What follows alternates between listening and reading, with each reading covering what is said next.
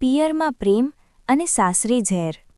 એક પત્ની રોજ તેના પતિ સાથે ઝઘડો કરતી અને કહેતી કે તમારા ભાઈથી અલગ થઈ જાઓ, તે ઓછું કમાય છે અને તેના બાળકો આપણા બાળકોની બરાબરી કરે છે, તે મને ગમતું નથી। પત્નીના રોજબરોજના મેણા સાંભળીને નાનો ભાઈ આખરે કંટાળી ગયો અને મોટા ભાઈ સાથે ભાગલા પાડી લીધા। મોટો ભાઈ ગરીબ અને બીમાર હતો, તે ગુજરાન ચલાવવા માંડ માંડ લારી ચલાવતો હતો, જ્યારે નાનો ભાઈ મહિને લાખ રૂપિયા કમાતો હતો। અલગ થયા પછી મોટા ભાઈની હાલત વધુ કફોડી બની ગઈ। નાનો ભાઈ મદદ કરવા ઈચ્છતો હોવા છતાં તેની પત્ની સતત ઝેર ઘોળતી રહી કે આ લોકો તો નાટક કરે છે। સમય જતાં એક દિવસ નાનો ભાઈ તેની પત્ની સાથે સાસરે ગયો। ત્યાં પત્નીના ભાઈઓ વચ્ચે જમીન બાબતે મોટો ઝઘડો થયો।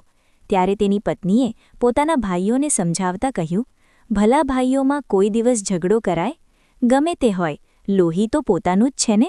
ભલે રાહુલ ઓછું કમાતો હોય, પણ આપણે સાથે રહેવું જોઈએ।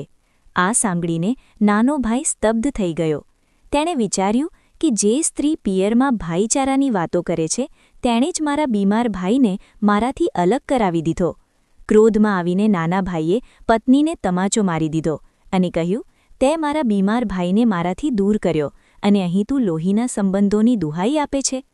નાનો ભાઈ તરત જ ઘરે પાછો આવ્યો અને મોટા ભાઈના પગ પકડી માફી માંગી। મોટા ભાઈએ તેને ગળે લગાવી દીધો અને બંને ફરી સાથે રહેવા લાગ્યા।